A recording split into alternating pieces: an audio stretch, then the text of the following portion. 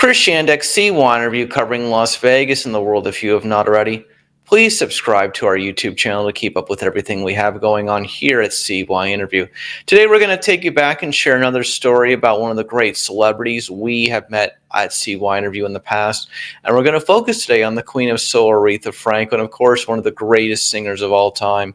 I don't think she needs any introductions. Of course, you all know her for her great song, Respect, among many others. So we're going to take you back to October 25th, 2014 at the Black's annual gala at the Fontainebleau in Miami Beach, Florida.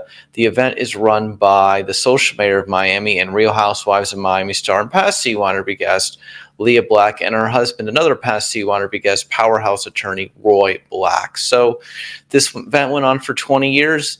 Money raised from this event went to great charities and causes, and the last one had Aretha Franklin at it. So when you're invited to cover a big event like this, of course, you dress up in a tuxedo and you get some nice clothes and you really shell out and show for yourself because you want to be there.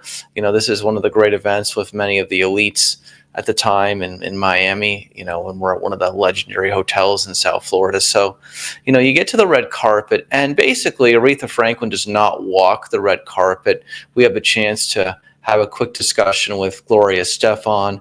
We get to meet Courtney Love, among others, but there is no Aretha Franklin on the red carpet. So at that point, you're thinking, well, you're probably not going to meet the Queen and Soul. Not all celebrities walk the red carpets at these events. Many times if they just make appearances, they make their appearances, but they don't interact with the press. That's not really unordinary. So, you know, you're thinking to yourself, well, maybe not going to be able to see Aretha Franklin, but you're still going to get to enjoy her concert. Well, getting ahead to the concert was 45 minutes long. She even sang Adele's Rolling in the Deep at that point. She sung Respect, of course, and it was just really a great moment to see Aretha Franklin, you know, perform in one of the, I think it was one of the last 50 or so concerts that she gave before she died in 2018. It's coming up on almost 6 years since the Queen of Soul has passed away.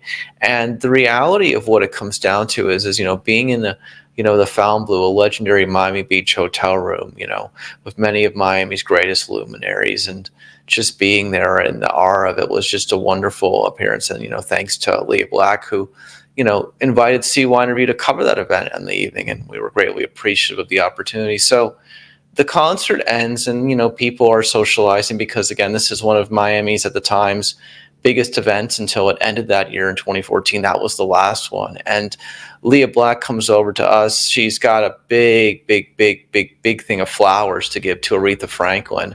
We don't know that at the time. And she says, go over to the corner.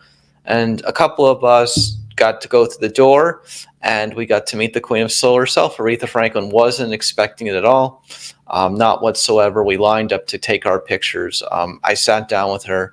I shook her hand, and, you know, it's one of those things when you shake a person's hand, you don't remember that feeling of like what it's like to shake a person's hand. But I'll never forget the feeling of when I shook Aretha Franklin's hand and told her, my name is Chris Shandeck, I'm from CYInterview, great performance tonight. And she looked at me, you know, with the diva serious look of Aretha Franklin, of hi, acknowledging you, you know, and then you get to take the picture, you know, with one of the greatest music stars of all time. So, you know, the ambiance in the room, you know, the presentation, her entourage was something out of like a 1970s, 1980s glamorous Hollywood throwback moment of how the people were dressed, and she had a fur coat and all this kind of stuff. It just made you think that you were in an earlier era of Hollywood entertainment, glamour, music, art, whatever it might be. But she was the Queen of Soul, Aretha Franklin, and she could have whatever she wanted. She did play the piano during her performance at the Fontainebleau in Miami Beach,